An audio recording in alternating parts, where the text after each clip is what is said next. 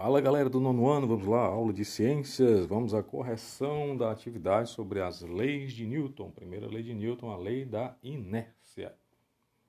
Então vamos lá pessoal, então lembrando aí a lei da inércia, né, que todo corpo ele tende a manter o seu estado inicial até que uma força haja sobre ele. Então, reprisando aqui rapidamente, né, se você está num carro, ou numa moto, por exemplo, a uma velocidade razoável, quando você breca, quando você freia, o que acontece com o teu corpo? O teu corpo ele é impulsionado para frente, né? Porque ele vai tender a manter o seu movimento, né? E se você está parado, por exemplo, e você vai sair, dar uma arrancada, por exemplo, né? Você vai sair da velocidade zero, né? Para uma velocidade X, o seu corpo ele tende a ser empurrado para trás. Por quê? Porque você estava parado. Uma força começou a te colocar em movimento. Então, a tendência do teu corpo é manter parado, certo? Então, você é impulsionado para trás devido a essa lei da inércia. Então, vamos lá, pessoal. Página 168. Tivemos aí as questões 1, 2, 3, 4 e 5 para responder. Então, você acabou de sujar os calçados de lama, mas já está em um terreno de solo firme. Explique por que bater os pés no chão faz com que as pelotas de lama que estejam menos grudadas caiam no chão. E aí, galera? Por que cai? Vamos lá. O que vocês acham aí? O que vocês responderam? Então, pessoal, os pés param subitamente ao encontrar o solo. Então, quando você bate, quando você bate ali, certo? Quando o teu pé entra em contato com o chão, aquele movimento ele é barrado, mas o que está impregnado, o que está grudado ali na sola, ele vai continuar o movimento, certo? Então ele vai se desprender, certo? Porque ele continua o movimento através do princípio da inércia que nós vimos aqui, ok, pessoal? Então isso aí seria uma explicação, né, mais simples, né, para o fenômeno de bater os pés e sair a sujeira, ok? Um outro exemplo, né, ó. A questão número 2, não. Após escovar os dentes e lavar a escova, bater seu cabo delicadamente contra o dedo ajuda a secar as cerdas. Qual a lei científica que explica isso? E aí, galera, qual é a lei? Qual a lei? A lei que limpa a escova? Não. A lei da batidinha? Não. A lei do tapinha não dói? Também não. É a lei da inércia, né? Para a primeira lei de Newton, certo? Ou o princípio da inércia. Então, quando a escova ela está em movimento, né? E ela é barrada pelo dedo, né? Ao tocar no dedo, a água, né? Vai continuar em movimento. Então, por isso que ela se desprende da escova, certo? Pelo movimento, né? Pela lei, pelo princípio da inércia. Simples, né, galera? Tranquilo, né? Já na questão número 3 aí, pessoal, um ônibus está parado no ponto. Quando ele dá uma arrancada, o que acontece com os passageiros que estão em pé? E aí? Alguém de vocês já pegou o busão aí para ir para uma cidade ou para vir para a escola, né? Ou a D20 aí, né? Pegou aí um pau de arara, sei lá. O que acontece? Quando você está dentro do carro e de repente o motorista tem que acelerar, né? Tem que sair, tem que entrar em movimento. O que acontece com o teu corpo? Então, o passageiro, pessoal, que estava parado, né, em relação ao solo, pelo princípio da inércia, né, está parado. Eles tendem a continuar parado, né? É aquela história. O corpo está parado, vai permanecer parado até que uma força haja sobre ele. Então, essa aceleração é a força que vai agir sobre ele, certo? Então, quando o ônibus, né, no caso aqui da questão, ele entra em movimento, o corpo ele é puxado para trás, porque ele estava em repouso, certo? Então, a explicação que a gente poderia colocar, né, é exatamente isso, né, que um corpo que está parado tende a continuar parado. Né? Por isso, em relação ao ônibus, parece que eles são puxados para trás, certo? Na realidade, ele está parado. Ok? Então, isso acontece. Na questão número 4, quando um ônibus em movimento dá uma freada brusca, o que acontece com os passageiros que estão em pé? E aí, interprete esse acontecimento usando o princípio da inércia, né? Ele já te dá a dica aí, né? Ó. Então, pelo princípio da inércia, galera, esses passageiros, né, que estavam em movimento, né, estava junto em movimento ali com relação ao solo, né, tendem a continuar em movimento. Então, quando o ônibus ele breca, ele para de uma vez, o que é que acontece? A tendência do corpo é seguir o movimento, cara. Então, por isso que ele é, né, levado para frente, né? A pessoa tem que segurar ali, senão cai, né? A tendência é continuar o movimento. A quinta e última questão passada para vocês, ó. Uma regra básica de segurança ao volante prevista no Código Brasileiro de Trânsito é manter seu veículo a uma distância segura do veículo da frente. Use o princípio da inércia para justificar essa preocupação. Galera, infelizmente, né, mas infelizmente mesmo, né, muitas vidas são tragadas, né, pela imprudência, pela falhas mecânicas, né, muitas das vezes, infelizmente, e falta de respeito às leis da física. Um sujeito está em uma rodovia, pessoal, a mais de 100 km por hora e se depara com um buraco, por exemplo, um buraco gigantesco, um animal atravessando a via. Infelizmente, né, dependendo da velocidade, ele não vai conseguir frear, ele vai tentar desviar e vai causar um acidente com isso aí. Mas um veículo em movimento, ele tende, por inércia, a continuar em movimento. Quando o motorista aciona os freios, o veículo não para instantaneamente. No caso, né, do motorista da frente parar bruscamente, né, que é o caso aqui dessa questão, vai acontecer, né, um intervalo de tempo ali que o carro não vai parar. Ele vai continuar avançando, só que vai diminuindo a velocidade, obviamente. E dependendo da distância, ele vai se chocar. Certo? Então, por isso nós devemos dirigir muito, assim, mantendo a distância, não dirigir muito próximo do veículo da frente, não, certo? Porque causa risco de acidente. Ok, galera? Então, isso aí vale para bicicleta, vale para moto, né? Qualquer pessoa que está na tua frente ali de bicicleta parar de uma vez bruscamente, você vai bater na pessoa. Então, mantenha sempre uma distância, né, para evitar acidentes. Ok, galera? Pessoal, vamos ver um pouquinho também, certo, sobre a segunda lei de Newton, que é o princípio fundamental da dinâmica. Vamos lá então. Então, a mudança do estado de movimento de um corpo é proporcional à força motora imprimida e é produzida na direção da linha reta na qual aquela força foi imprimida. Então, nós temos aqui, por exemplo, né, um cabo de força aqui, ó, um cabo de guerra, né, chamado aquela brincadeira, né, que nós todos brincamos. Então nós temos aqui, pessoal, duas forças, né? Nós temos aqui uma força puxando neste sentido, não, e uma força puxando no sentido contrário. Então são duas forças. Então quer dizer que a corda, né, ela vai ficar puxando para um lado, para o outro, ou se as forças forem iguais, vai ficar sempre aqui no meio, né? Se essa força aqui for maior, por exemplo, do que essa força aqui, vamos supor que aqui eu tenha 50 newtons, né, que é a força, e aqui eu tenha 30, certo? O cabo, né, vai vir para esse lado de cá, que a força é maior, ok? Então isso aqui é uma coisa que a gente vai ver logo mais com mais detalhes. Aqui, por exemplo, pessoal, nós temos aqui ó, a força é igual a massa vezes a aceleração. Isso aqui, pessoal, está contido lá no livro de vocês, página 159. Daqui a pouco vamos abrir lá, certo? Para a aula não ficar muito extensa aqui, ó. Vamos lá, vamos abrir logo aqui, certo? Deixa eu ver aqui. Ó, percebemos que massa e aceleração são grandezas inversamente proporcionais. Ó. Quanto maior for a massa, né?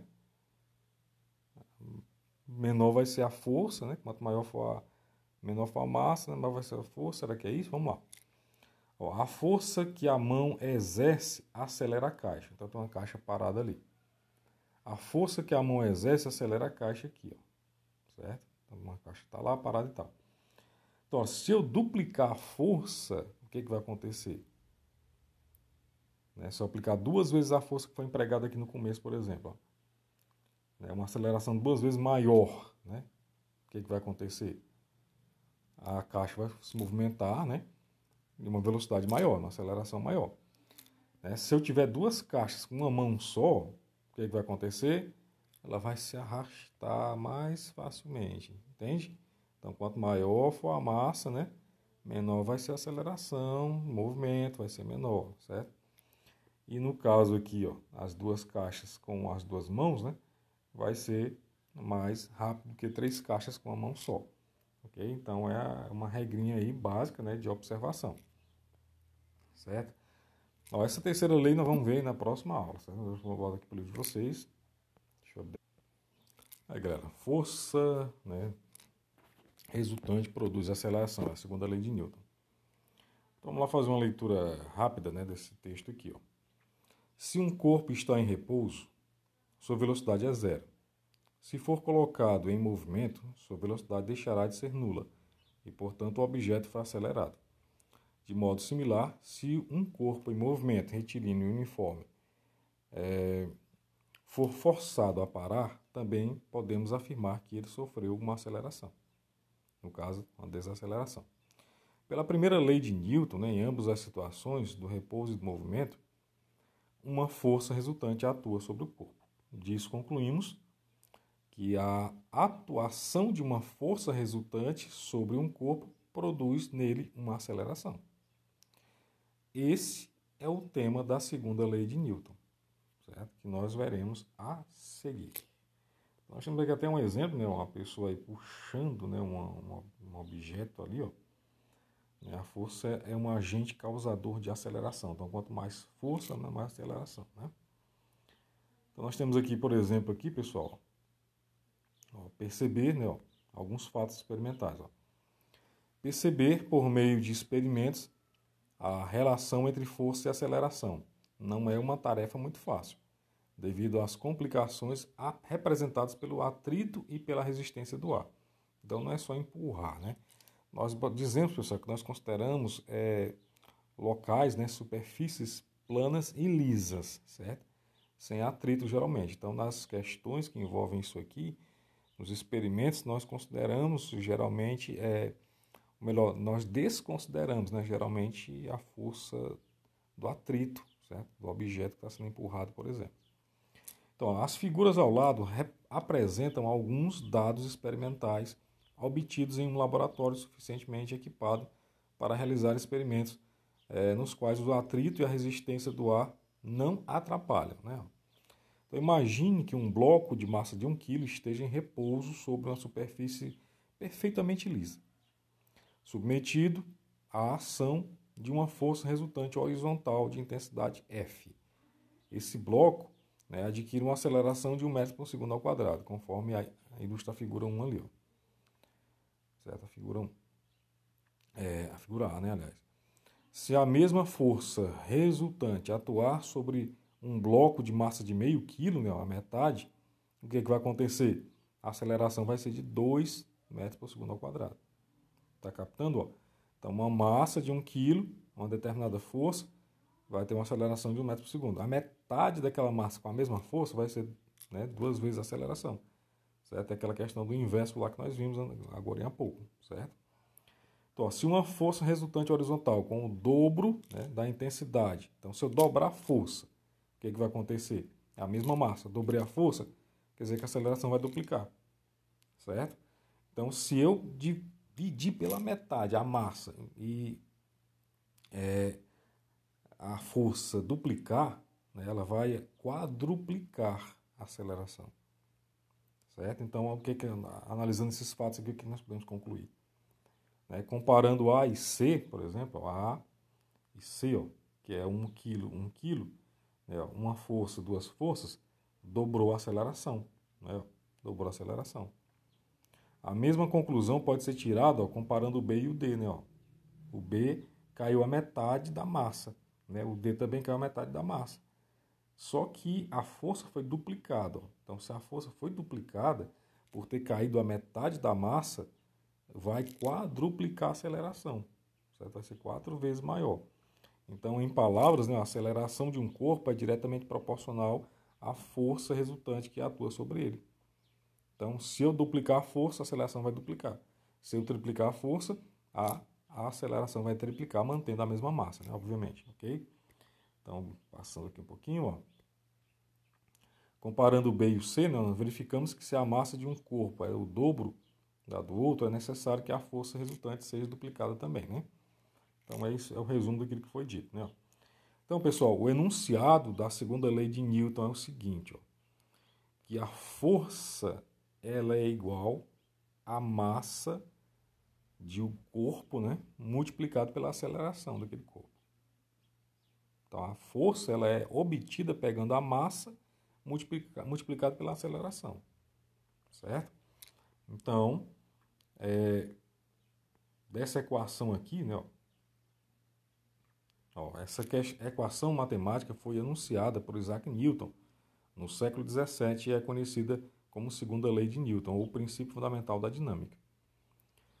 Aplicando-se no caso A, né, no caso lá da figura A que nós vimos lá, que a massa é 1 kg e a aceleração é 1, então 1 vezes 1 dá 1. Então nós temos ali, ó, força é de 1 km por segundo ao quadrado.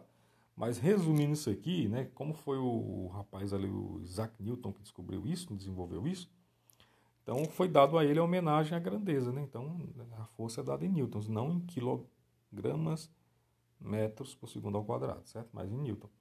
Então podemos dizer ó, que no primeiro caso ali, a força é de 1 newton, certo? A força é de 1 newton. Já no segundo caso ali também, né, ó, que a massa ela foi para metade, né? Então a massa foi para metade e duplicou, né, a aceleração. Então, se a massa é 0,5, né? E a aceleração é 2, 0,5 vezes 2 vai dar 1 também. No terceiro caso aqui, né, ó, como a massa é 1 kg, né? Então 1 que multiplica 2 vai dar 2, então 2 newtons. No quarto caso, né, que é o item D aqui, ó, letra D, a massa caiu para metade, né, 0,5. Mas a aceleração, ó, foi para 4. Então 4 vezes a metade, né, de 1, ou seja, 4 vezes 0,5 vai dar 2 newton. Certo, pessoal? Então vai depender, a força, né, vai depender da massa e da aceleração daquele corpo, ok? Então, pessoal, antes de explicar essa partezinha aqui, aliás, vamos explicar logo, né? A aula já está um pouco extensa já. Já está um pouco extensa. Vamos ver esse exemplo aqui, ó. Por exemplo, um corpo que tem massa de 3 quilos, né? Ó, um corpo que tem massa de 3 quilos, ele tem uma aceleração de 5 metros por segundo ao quadrado, certo? Isso aqui está na página 160. Qual é a força, né? Então, a força vai ser a massa, né, que é os 3 quilos, vezes a aceleração, que é 5. Então, 3 vezes 5, 15. Então, a força vai ser 15 newtons. Certo? Então, não tem muito segredo não, viu, pessoal? Então, qual é o significado da massa, né, de um corpo, né? Então, ó, se dois blocos, um de massa de 1 kg e o outro de massa de 10 kg, podem deslizar sem atrito sobre uma mesma superfície, e se desejarmos fazer com que cada um adquira a aceleração de 1 metro por segundo, né, ó, conforme a figura aqui, ó, nós teremos que para o primeiro bloco, né, para esse primeiro bloco aqui, ó, esse primeiro bloco, a massa é de 1 kg, né? A aceleração é 1, então 1 vezes 1 vai dar 1. Já no segundo aqui, né, eu tenho o quê? 10 kg, ó. Então, 10 vezes 1, que a aceleração é a mesma. Então, teremos ali 10 newtons. Então, é necessário uma força resultante mais intensa para que o bloco de maior massa adquira a mesma aceleração do outro bloco.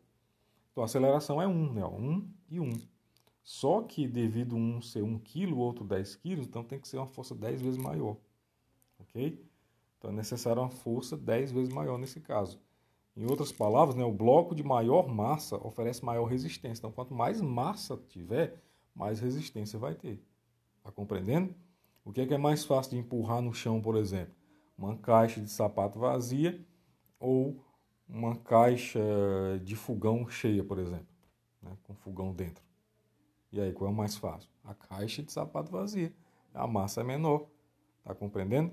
Enquanto que o segundo exemplo aí, que é a caixa lá de um fogão com um fogão dentro, né? Fica mais difícil, mais complexo. De uma geladeira, nem se fala, né? Entendeu? Então a força vai depender, a aceleração vai depender da massa, né? Certo? Então a força para obter a mesma aceleração tem que ser multiplicada quantas vezes, né, forem necessárias, ok? Então a massa é uma medida da inércia de um corpo, ou seja, quanto maior for a massa de um corpo, maior será a força resultante necessária para que ele adquira determinada aceleração. Então você vai fazer a leitura aí se você achar necessário, né? De novo, essa força-peso que nós vamos ver depois, certo? Vamos fazer atividade sobre isso aqui, vamos lá. Pessoal, vamos fazer aqui, né, na página 169 também, né, igual ao anterior.